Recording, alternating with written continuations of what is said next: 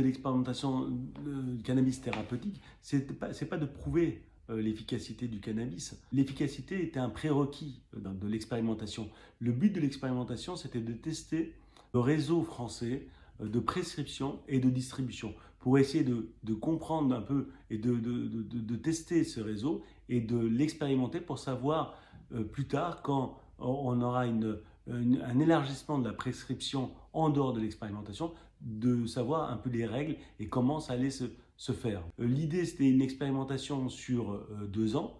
L'expérimentation a pris du retard à cause de la Covid et d'autres problèmes techniques. Ça devait démarrer en 2020 et ça a démarré en 2021 et ça prendra fin en mars 2023. Ça devait concerner environ 3000 patients.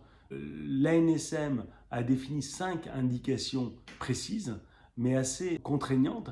L'ANSM pensait qu'il allait y avoir un afflux énorme de patients volontaires.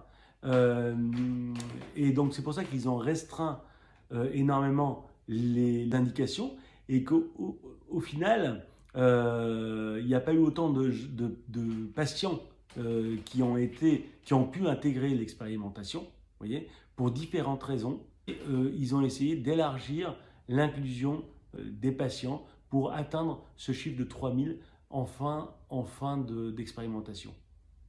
En sachant d'ailleurs que l'ANSM a fait un appel d'offres et que de nombreux pays étrangers se sont battus pour pouvoir participer à la fourniture de la biomasse du cannabis, en sachant que cette fourniture était gratuite. C'est-à-dire que c'était un produit qui était offert par les laboratoires.